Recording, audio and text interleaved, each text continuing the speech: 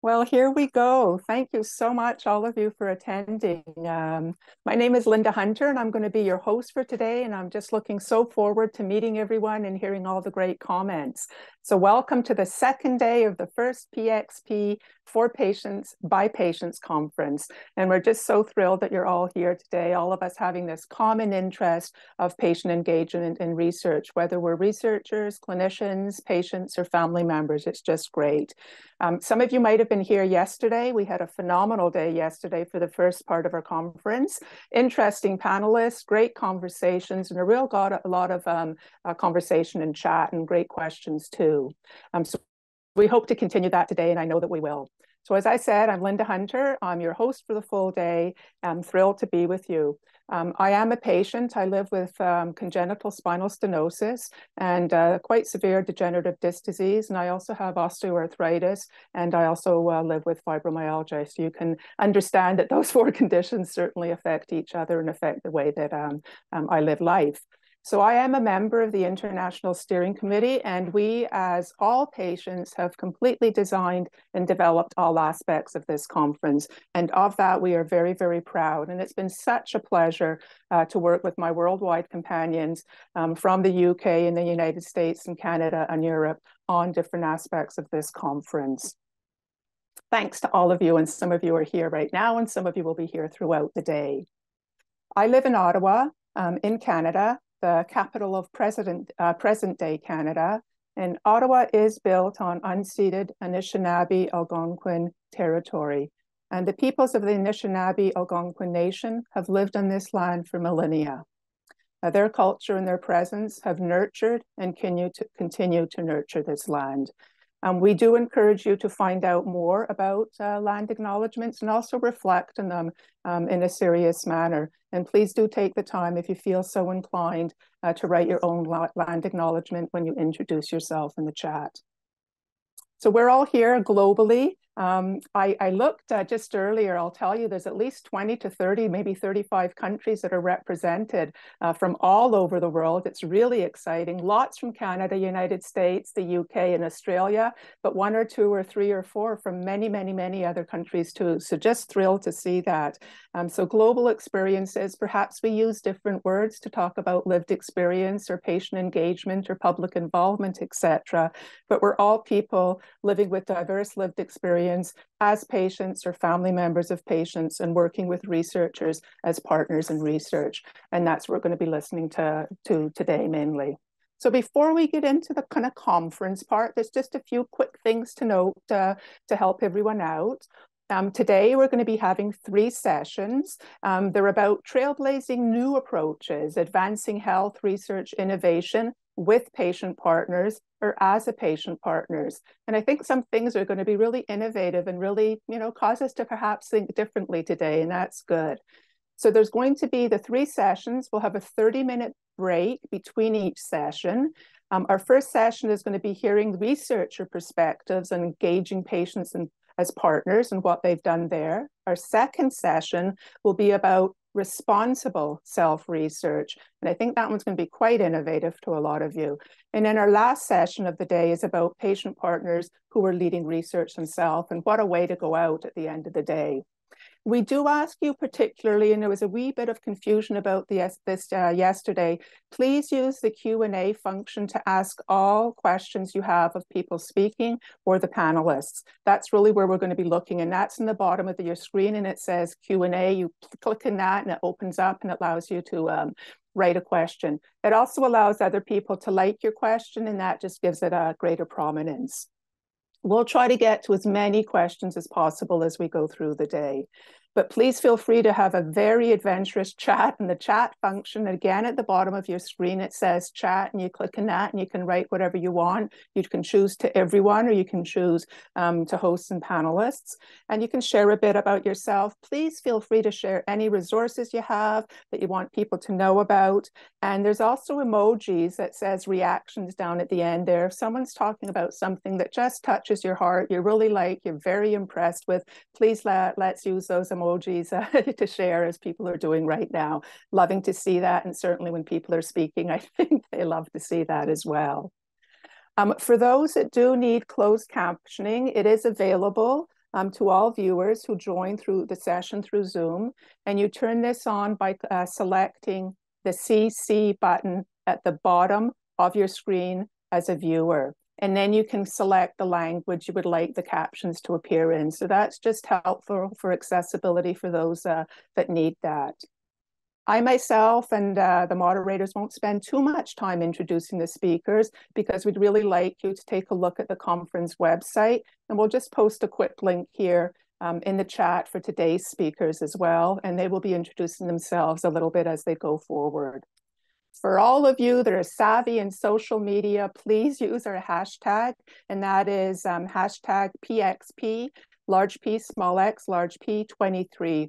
Feel free to share anything you want in social media, whether it's something that really captures your interest you didn't know about and you just want to get out there. And please know that we're recording all the sessions and they'll be posted in the PxP website after the conference for all those who registered that weren't able to join us.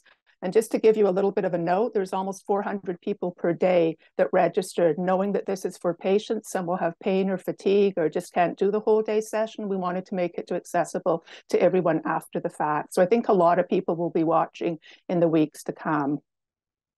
And while the conference has been designed for and by patients and patient partners, we are a very inclusive group, and we're just thrilled to welcome all our researchers, our clinicians, and others who have joined us as well.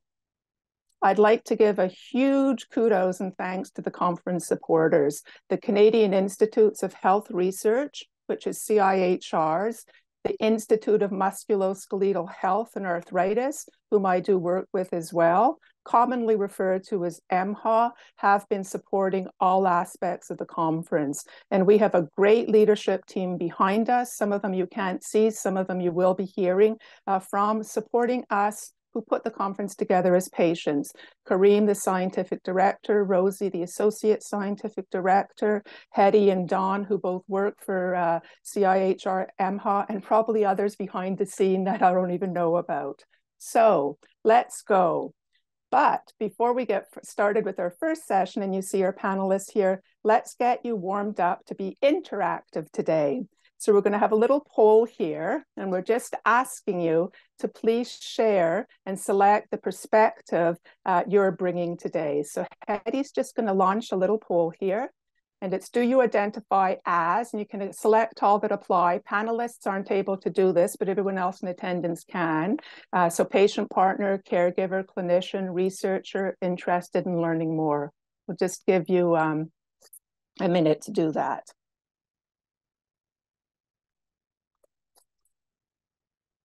I always find it really interesting when people do these and you think it's going to be all this group and you get a whole bunch of this and it's like, well, isn't that great?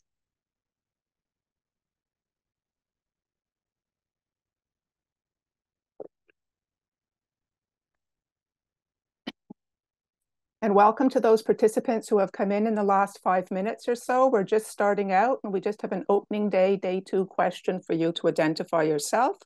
And here we're going to have some results. So look at that. 70% of us are patient partners attending. That's a little bit higher, I think, than yesterday. 22% are caregivers. There's some clinicians. There was some yesterday as well. A good amount of researchers. God bless you. I'm just so happy to see that. A few trainee and students. And we know school year just started, so they're going to be really, really busy. So thank you so much for taking the time. And look how many people are interested in learning more about patient engagement. So I think it's really great that we've seen that, and that really helps us. Just give us a little bit of a hand. It is now my pleasure to hand over to Joe, commonly called Joe by us, and Joletta Belton is going to be moderating the session that we're about to hear. Go ahead, Joe, and thanks so much. Thank you so much, Linda, and welcome everybody. I'm so excited to kick off Day 2's first session. I'm Joletta Belton. I'm part of the PxP steering committee, and I'm also an active patient partner in research and have been a member of research teams throughout the world. So I'm particularly excited to moderate this session on, excuse me, leveraging the researcher perspective, where we'll gain insight into the mindset of researchers who are embracing patient partnerships. And with us today are Nader Ghasemlou, Linda Lee and Denneny, and they will be sharing a little bit, each of them will be sharing a little bit about themselves for about 5 minutes or so, and then we're really going to dive deeper into discussion, and that's what I'm looking forward to moderating. So to get us kicked off, I'm going to turn it over to you, Nader. Thank you very much. Thanks everybody for the opportunity to talk about my relatively new role as a partner with patients and people with lived experience. So I'm a basic scientist at Queen's University. I'm an associate professor, and I lead a laboratory that's interested in understanding how pain is affected by the nervous and the immune system, and how those two systems talk to each other. And on a more global level, how chronobiology, or time of day, has an effect on controlling the nervous and the immune systems and their interaction in pain and disease. My lab works on both acute and chronic pain, as well as spinal cord injury and multiple sclerosis. And I got into pain research when I was finishing my PhD working on spinal cord injury, and realized that pain was one of the top concerns that people living with spinal cord injury had raised as an issue that they wanted research on. But I realized that nobody was doing that. And that's why I got into pain science during my postdoctoral fellowship.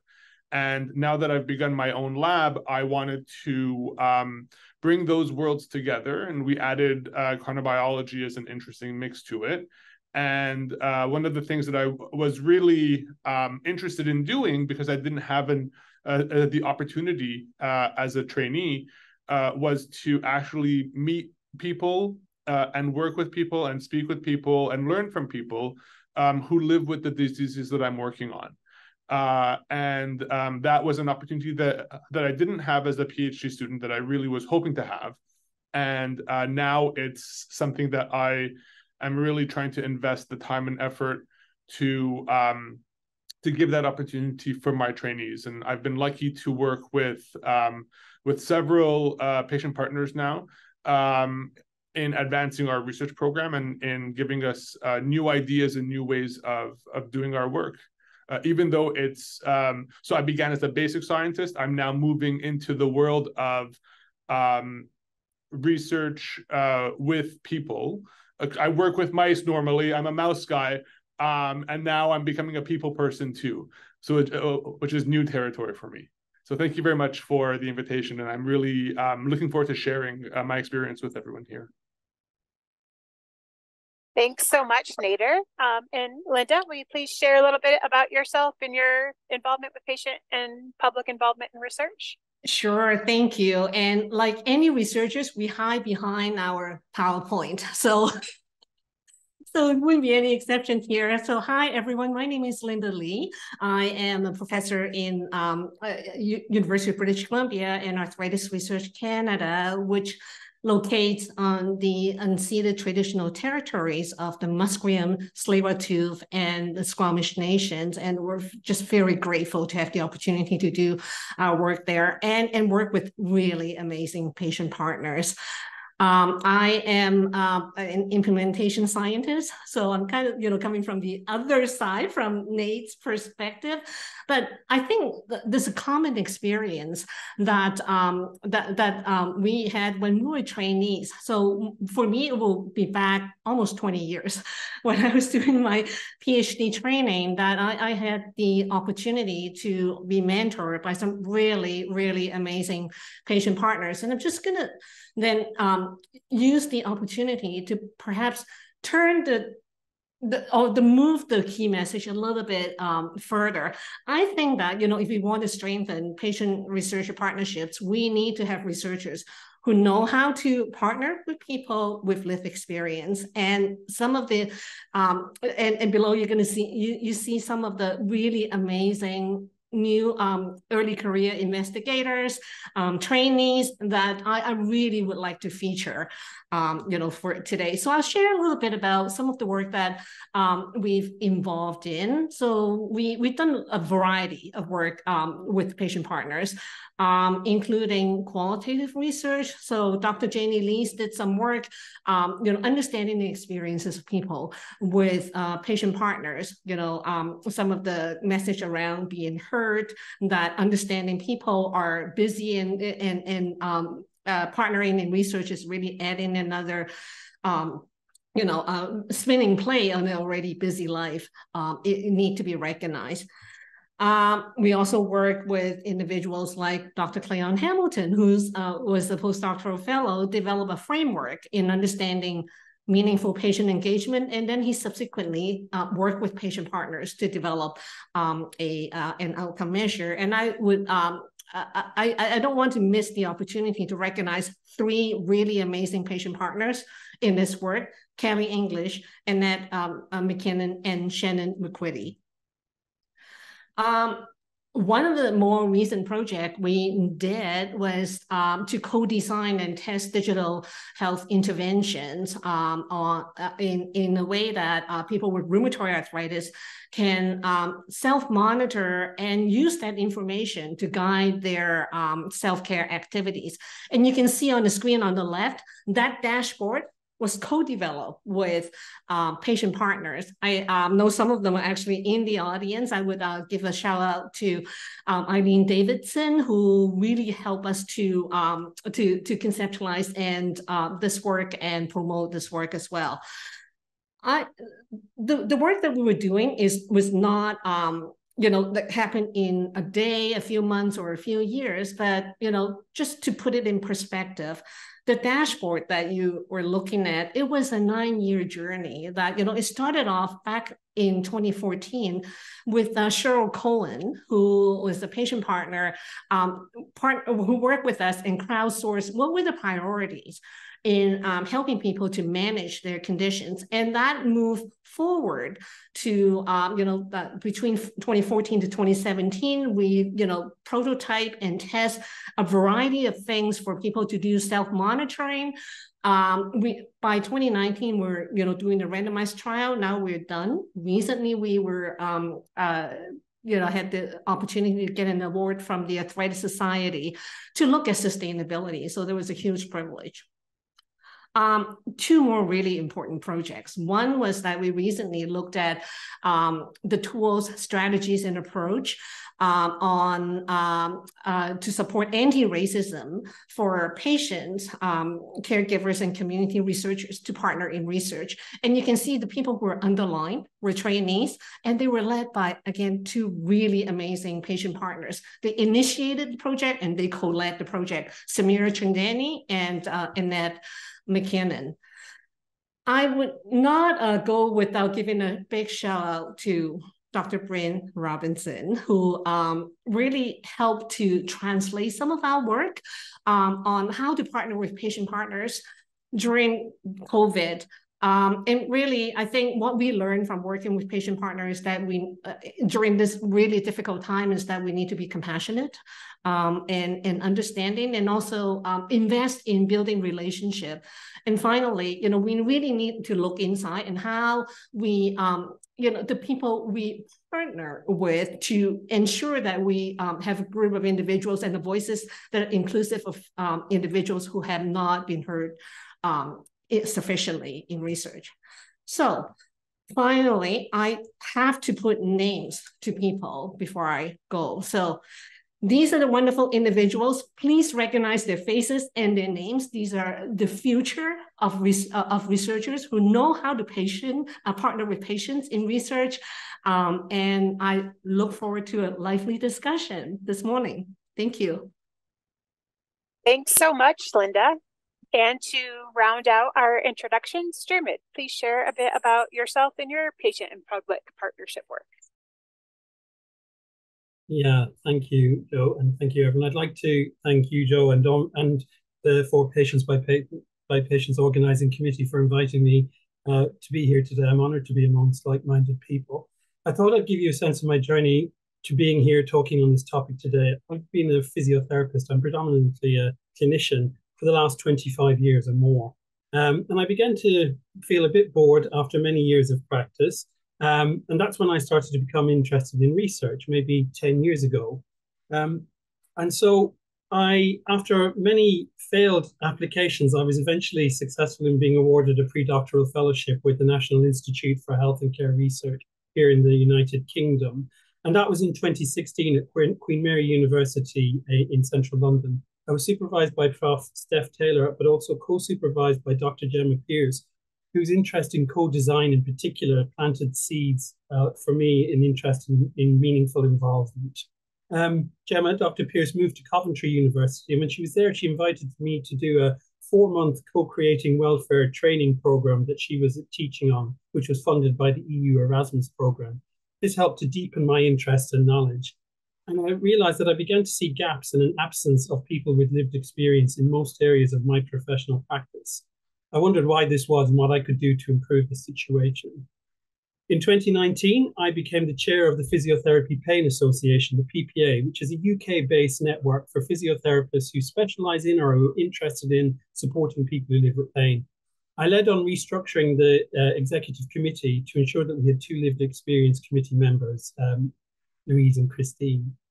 In late 2019, I was part of a group co-developing some training for clinicians in communication and psychologically informed practice. I was able to ensure in that 2 people with lived experience, Christine and Carol, were part of the design team. And Christine continues to be involved in our steering committee as we move to roll out this training. And then COVID happened. And in a weird way, the saying "it's an ill wind" kind of resonates for me here. So in my National Health Service job as a physiotherapist in a large multidisciplinary central London pain management clinic, I was able to work with our local peer support network, a group called Campaign, who are led by Mark, by Stephen, and by Rachel. And they helped us to consider service options during the COVID disruption, when most pain services were closed down and patients were left feeling abandoned. We ran a trial of proposed solutions with that group and then used their feedback to improve what we were able to offer during the lockdown. This was crucial in allowing our service to remain open where most other pain centres in the UK certainly closed during that time. I'm really proud of that work, and I'm especially grateful for their involvement, the Campaign group. The big thing for me that came out of the disruption of COVID was the emergence of a collective called the Footsteps Festival. I was invited to be part of Footsteps, which was set up and intended to offer events and support for people living with pain using Zoom during the disruption of COVID. Unlike other co-production collectives I've been part of that were usually initiated by either clinicians or academics or both, the Footstep Festival for me was the first truly grassroots initiative started by people living with pain, for people living with pain, and inviting in experts by training to join them. And the Footsteps Festival continues even now. So, for example, this was our journal club last week. Nikki lives with pain and leads that, along with Chris, who's a psychologist who specializes in pain. We have a weekly create and chat group that's led by Anne and Matthew, and they make wonderful things all the time. This is just a selection of them. And whilst all this was going on, I was approaching the end of my involvement as a committee member for the NICE Guideline 193, which is the National Institute for Health and Care Excellence's guidance on chronic primary pain. From the findings of that guidance and in discussions with my now primary supervisor, Dr. Neil O'Connell, I applied successfully for a fellowship from the Economic and Social Research Council, again here in the UK, to pursue PhD research at Brunel University in London, and I'm in the middle of that now. My research seeks to explore, using participatory action research, what people who live with pain find helpful, and I'm using the lens of liminality to do that. This question was inspired by the experiences that I've shared today, and in particular, my wonderful Footsteps team, who are a part of this participatory action research group. So it was really interesting for me reflecting on my journey in preparation for this talk. It kind of reminded me of the mighty oak and the wisdom associated with that. I'm Irish, and my ancestors, the Celts, believed that the oak was a portal to other worlds, and that the acorn held within it the universe of knowledge. And just like the oak, my journey has included many branches, which I've shared with you today. Building strong relationships has been vital. For me, that's been the roots and the trunk of any collaborative work I've been involved in. True collaboration takes time, it can't be rushed, particularly forming trusting relationships. I'm definitely no expert in involvement. I'm still learning. I'm an early career researcher. There's still many challenges, including remuneration and ways to include those who've traditionally been excluded, as Linda's already mentioned. And I'm really looking forward to getting to discuss these issues in our session and over the course of this conference. Thanks everyone for listening. And how do I stop sharing? Thank you so much. I love this panel just because we have such a broad range of experiences here from the researchers that have joined us today, from Nader working from mice to humans and now working really closely with patient partners in his research, to Linda, who has been doing this for 20 years and it doesn't even know any other way of doing research other than with patient partners, and then Diarmuid, who is coming at this from being a senior clinician, but an early career researcher. But his research always kind of founded in that patient partner perspective and kind of coming up from the grassroots up into that work. One thing that all of you have mentioned is building relationships with the patient partners that you work with and the importance of that. And I'd like to explore that a little bit further. I think one of the challenges that many researchers in this that are interested in patient and public involvement might have is how to start building those relationships, how to go about doing that, or might not recognize the importance of building relationships prior to the work rather than bringing kind of people in cold. So maybe we can start with you first, Nader, if that's okay. Yeah, absolutely. I think it is... So building the relationships with a person with lived experience or a patient is difficult, especially on the basic science side when we don't see people really, right? We live in our laboratories and in our offices, and we don't really ever deal with hospitals or clinics. And so with me, it was really a fortunate coincidence of being invited to join a network, a chronic pain network that was funded by CIHR, the Canadian Institutes of Health Research, through a program that they have called SPORE, which is the Strategy for Patient-Oriented Research. And the idea was to bring scientists and clinicians and patients together to build a research program. And it was only through that system that was developed that I was able to connect with people living with pain, which is what I work on. And so that opportunity was really important to be able to make that connection. And I think that without it, I would not have been able to do it. I know that as a PhD student, when I was working on spinal cord injury, I had never met with anyone living with a spinal cord injury until I went to a conference about 4.5 years in. And that was really too late for me to know what was going on. And so the first way was through the chronic pain network that I did that. But one of the things that I did when I began my lab here was that I actually went out into the community as well. And so I found there's for instance, a Spinal Cord Injury Ontario chapter based out of Kingston. There's a chronic pain support group based out of that meets at the YMCA here, and other groups of patient support groups that are within the area. And so I've reached out to those organizations as well and had my trainees come and present their projects and their work to people within the community as a way of getting that interaction and communication set up. Where even when we're working with animal models, we're able to draw on the human experience to get that done. It's been so I think it would be hard, if not impossible, for someone who's in the basic sciences side to do that without having the making the push to make that happen, or to have the resources to make it happen as well. Yeah. Excellent point. So the one thing that really sticks out to me too, and that I'm super appreciative of, is you going into the community. Because I think so often we expect the patient partners to kind of find the researchers or go to the university or to the hospital or to where the research is being done, rather than the researchers going into the community to start, meeting people, beginning those relationships. I think that's really important. Linda, I know you've been doing this for a long time. I'm curious as to how building relationships has been important to you, how that may have evolved over time, and your perspective on that. Yeah, no, thanks for the question. I'm trying to reflect back on when I started working with patient partners in my research, and I think I have to give the credit back to the Canadian Arthritis Network.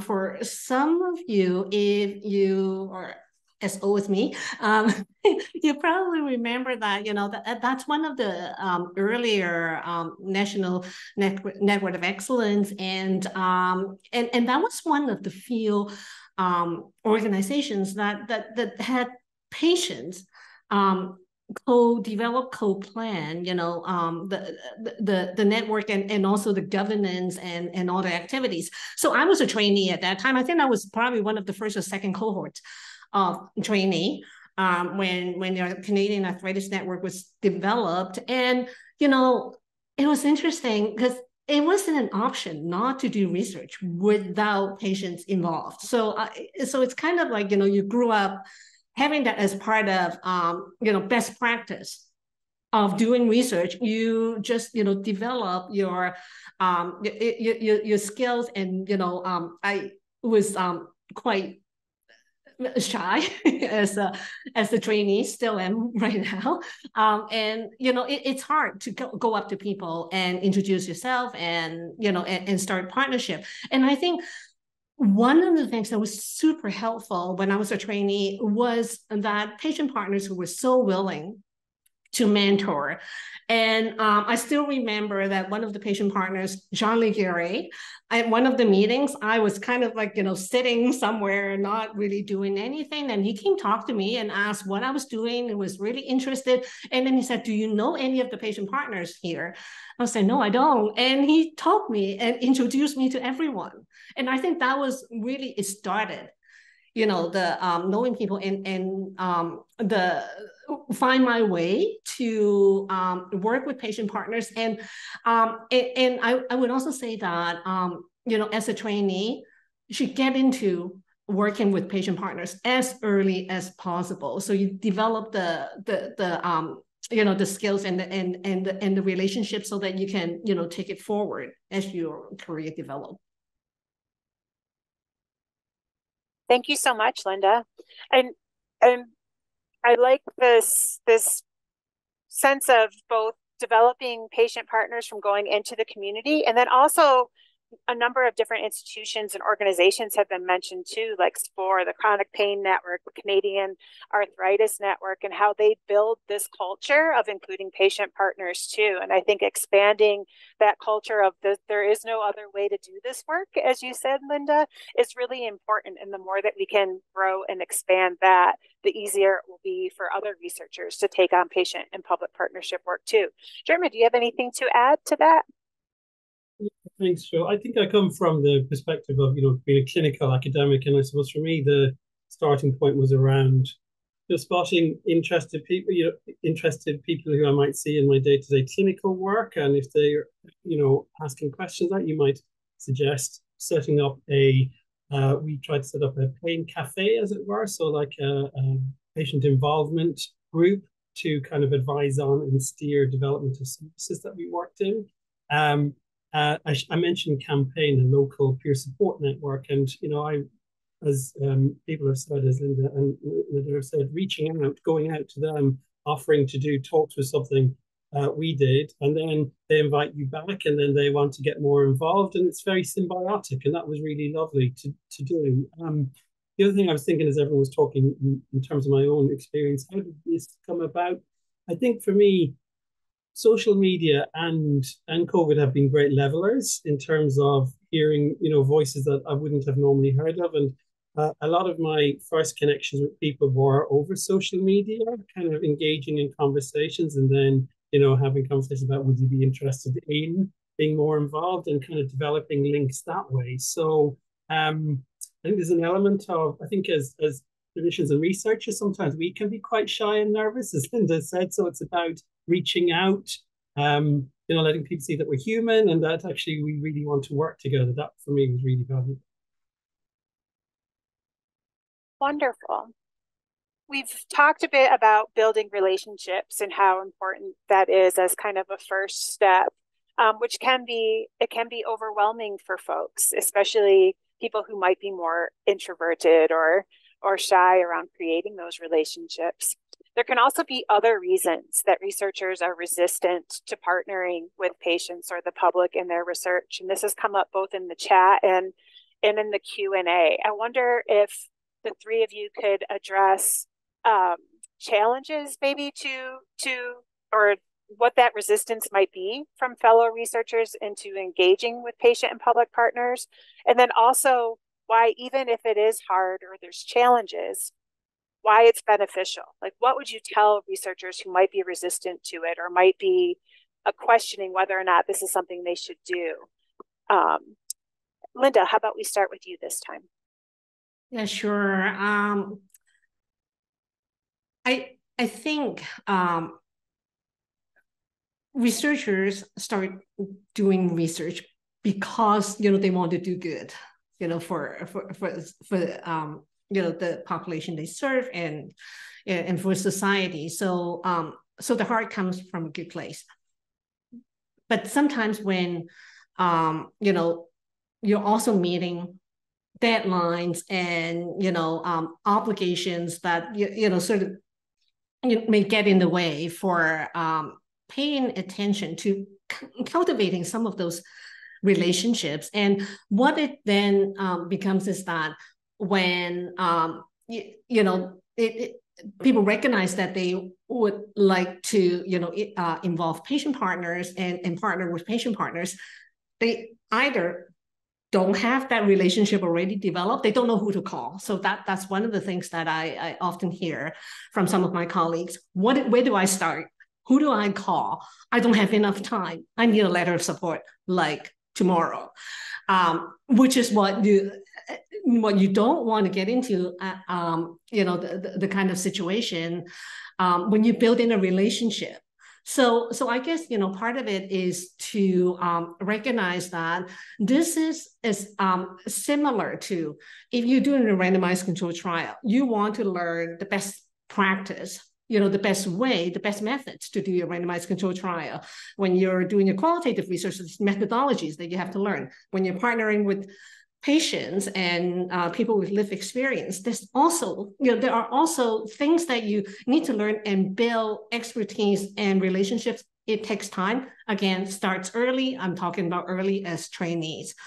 So this is my call out to supervisors who are actually working with your trainees. Please, give every opportunity for your trainees to work with patient partners. Awesome. Diarmuid, what would you say to your colleagues that might be resistant or hesitant, maybe not resistant, but hesitant to working with patient partners? Yeah, it's a great question. And I have encountered this a lot, kind of when people find out you're kind of really passionate about and championing collaborative approaches. I think the most common thing I get is, but I'm not able to do everything that they want me to do. And there's a sense that actually partnering up means you have to do everything that someone else wants. And so part of how I might approach that with someone was ask, well, in any relationship you have, do you always do what the other person wants to do? It's not about that. It's about having sometimes challenging conversations together so that you can find a way forward that works for everybody. So I think there's a bit of myth busting around what it actually means. And so sometimes I might also signpost people to initiatives like this or like, footsteps to show them, well, look at these models that work really well.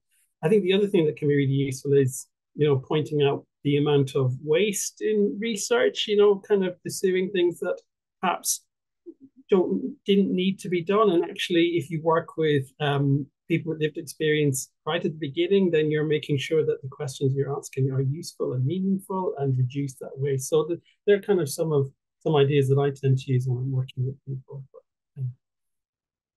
Hopefully we'll get into a little bit more of that power sharing that you've alluded to there too in a future discussion. Nader, anything to add to what you might share with colleagues that might be hesitant or resistant? So I've had this discussion just 2-3 weeks ago with a colleague of mine who works in cancer, and he was asked by the Canadian Cancer Society to include patient partners on his grant, and he said, "Why? I'm doing my work." And I said, "Well, you're looking at very specific types of cancer, and you've never met someone who lives with those kinds of diseases, and so why not get their perspective in terms of what's going on?" And that's changed how the direction that my research has taken. So we have a patient partner that we got connected with through the Chronic Pain Network, Leslie Singer, who I saw is actually here. And Leslie was amazing in terms of telling us, not only in terms of the research question itself and the direction that we're taking the research and why we're doing it, but also how we're doing it. We were having a really hard time recruiting participants for our study. And I remember having a chat with Leslie and saying, what are we doing wrong? And Leslie walked me through the whole process and said, "You're doing everything wrong. This is how you should be doing it." And I thought, why didn't we hook up with Leslie earlier so that we wouldn't have these problems? And so that's the sort of interaction that helps to improve the research and the research questions that we're doing. So we had the same thing with our spinal cord injury partners, where they were describing a very different kind of pain than what we assess. And so we changed what we look at in our animal models, and lo and behold, we began to see these pain outcomes that we never thought of looking at before. And so it's these kinds of discussions that really change the way that we're doing it. But I think, like you mentioned, the problem is how do we connect with people with lived experience? And I think that it's hard to put the onus on researchers who live in a lab and an office. And I think that it should be on the university and the hospitals to create, because I think there's a lot of people who want to share their experiences. And I think that if institutions made a commitment towards opening up an office that's within the university where people who want to be patient partners can basically register themselves and say, "I'm here to talk if anybody wants to listen."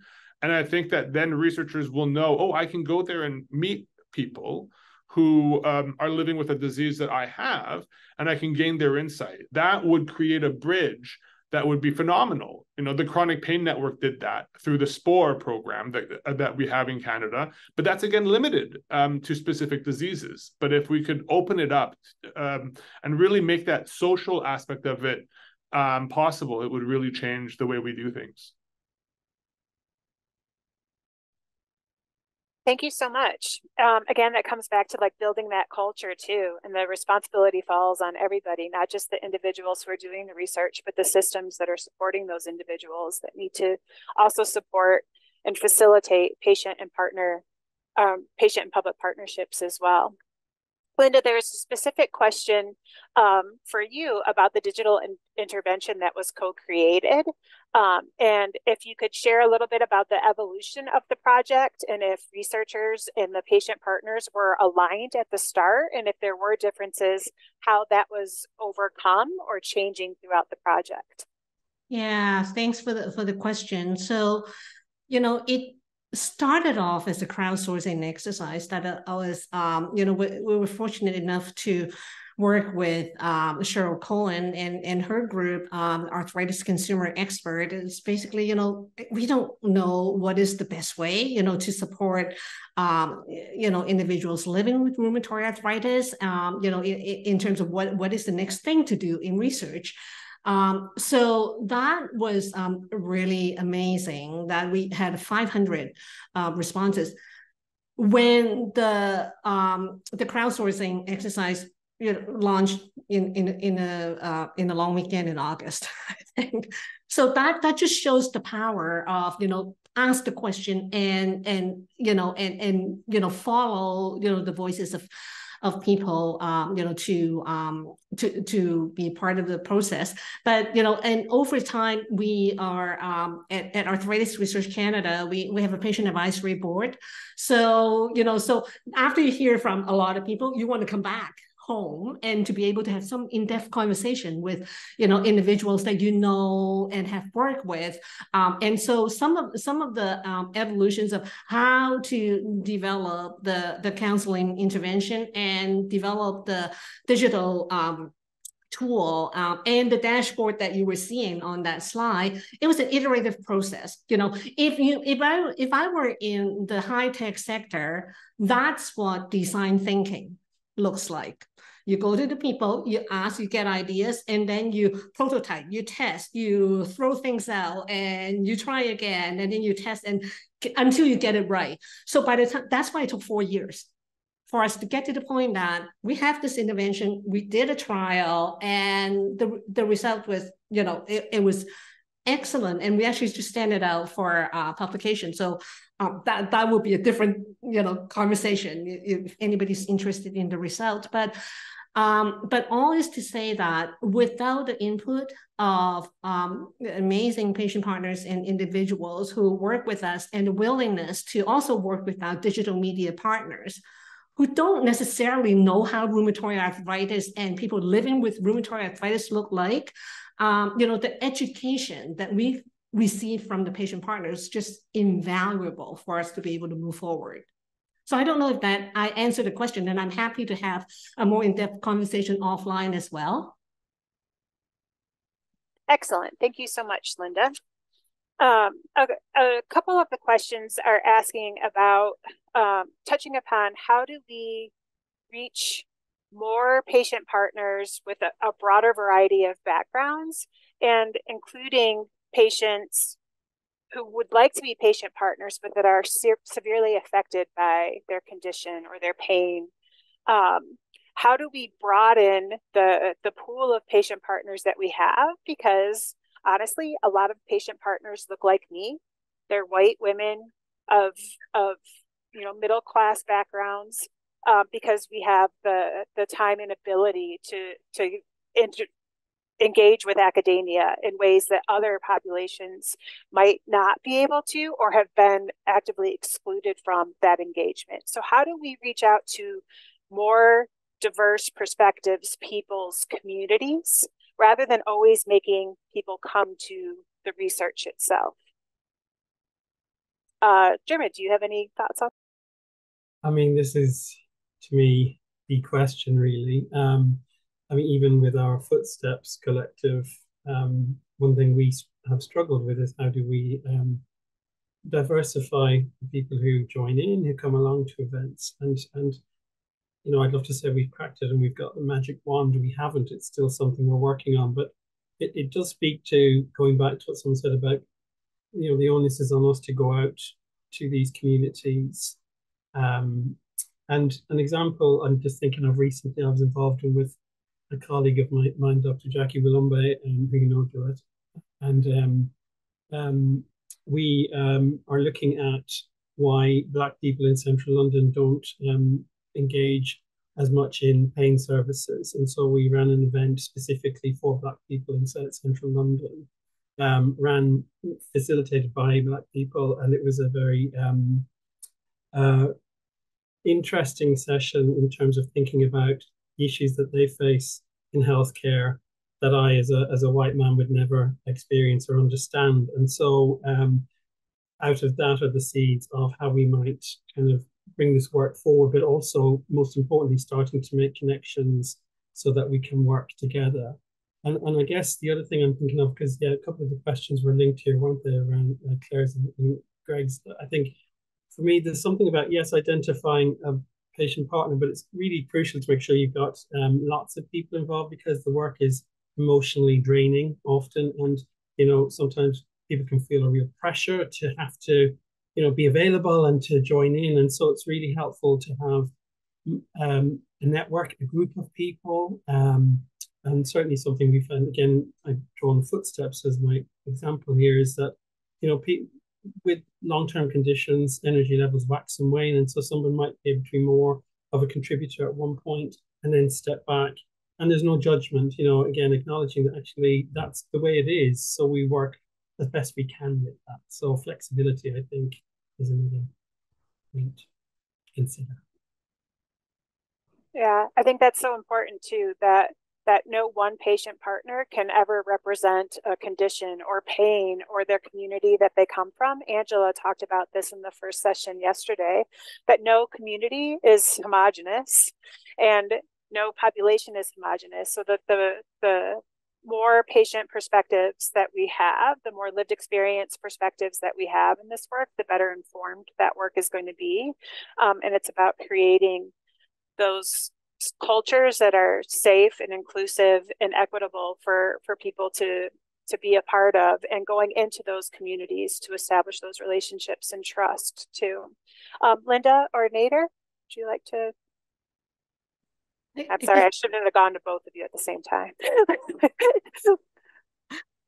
No, that's okay. Nader, you would like to go first? No, you go ahead. You go ahead. Okay, thank you. I guess the one thing that I'd like to add to the comment is that it's just important to be humble. Like I'm reminded all the time that, you know, when we're reaching out, when we're trying to reach out as researchers, I mean, just thinking about that sentence, we are trying to reach out, you can see that power dynamics there. And it does not work so well when we're trying to be inclusive and have a diverse group of people who are so willing to help us and work together in advancing research. So I think part of it is also, like, as researchers, we need to be humble, and I think sometimes we need to be reminded that you know, we don't always lead everything. We need to listen, and we need to be taught, and sometimes we need to go into the community and learn from, you know, individuals with that experiences that, you know, perhaps have not been you know, heard or involved in research as much. So you can see that I'm probably articulating that answer because it's also a new area for me to think through as well. And I would welcome anyone here who's willing to teach me, and anyone who's willing to learn, you know, about how to reach out to people who are not at the table, you know, in the research process. Yeah, we need to build new tables, not just invite people to the tables that already Absolutely. exist. Nader, anything to add? We're coming up on time. I just want to make everyone aware of that too. But I'll finish with one final question after you address this, Nader. Sure. So just to reiterate, you know, I think the internet, like Linda and Diarmuid said, is a great equalizer in terms of being able to reach people via platforms like Twitter and things like that. Which has helped, but again, I think that one of the questions and discussion points that's coming up is, you know, is it a forced thing, or is it something that we want to have happen naturally? And I think that forcing people to make relationships when they don't want to or aren't going to take advantage of it is actually wrong, because it will I think turn off the patient partner from research, and at the same time will probably turn off the researcher from wanting to have a patient partner. So I think if we remove the part where you say you must have a patient partner and make it instead, you know, do you have a patient partner, and who is this person and how are they involved, and then make that into a positive when the grant or the project gets reviewed, to say that this person has, you know, gone out and asked for the help and the advice of someone living with the disease or the condition that they're working on, and we're going to show our appreciation for that in the grant review process, in the funding process. And then it's not forced, it's something that you're going to seek out and actually try to work on. Thank you, Nader. And you kind of touched upon one of Greg's questions too that we're not going to be able to get to, but how do we incentivize this work? And then also you touched upon how important it is to not do harm in this work too, because we can do harm if this is done poorly. And I think that's so important to acknowledge. We are coming up on time, but I'd like to give each of you about 30 seconds with like a one key takeaway you would like the audience to come away with today. And Diarmuid, we will start with you. Yeah, thanks. I think for me, it's the fostering relationships early and then seeing where the research emerges from that. So foster early research is key, and trusted relationships. That takes time. Thank you. Linda? Yeah, I think feel valued is a really important concept that we have to remember and work through. Every interaction with patient partners, with researchers, what's important is really about when you leave the room, how do you feel about this relationship? And so that it's not just a one-off project and then you disappear, but this is a long-term thing, that a relationship that we're building. So invest in field value. Nader? I think it's communication is the big one. And this is actually something that Leslie and I were talking about recently, where I think it's really important that that patient partners, patients, people living with a disease or a condition feel comfortable talking openly and honestly with researchers, and that researchers can talk back as well openly and honestly with the people that they're working with. And that it's important to have this consistent communication and making sure that everyone is always in the loop. And I think the last point I'll leave the audience members with, especially those who are people with lived experience, and caregivers, is to reach out to institutions and to researchers who are working in the area that you think is important, that you'd like to contribute to. And say, hey, are you open to a discussion? And feel out the person and see if they want to have your help and if they would appreciate your help. And I think that more often than not, we will. Wonderful. A wonderful way to wrap up the session. I'm so sorry we didn't get to everybody's questions. I knew that we weren't going to. This could be an entire conference in and of itself. How do we navigate these relationships? How do we ensure that consistent and honest and transparent communication?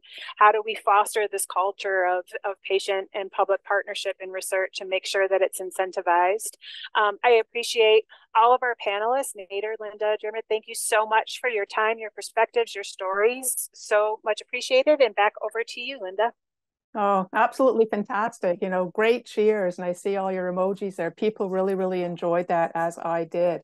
Great information shared. So open and honest. Thank you for opening your hearts and being so honest and so passionate. You can really see the passion in what it is that you do and that you're really, really trying. And you're also trying to help your peers. So thank you so much for that. We are going to take a break for half an hour. This allows people that have lived experience as patients to have their rest, to have their food, for all of us to get up and do some exercise. And we will be coming back on the half hour for that. And we'll be talking about alternative paths in self-research. And please, if you're staying as panelists and you see some questions and you'd like to answer them, please continue to put some answers in there too. It's turning off and seeing you in half an hour.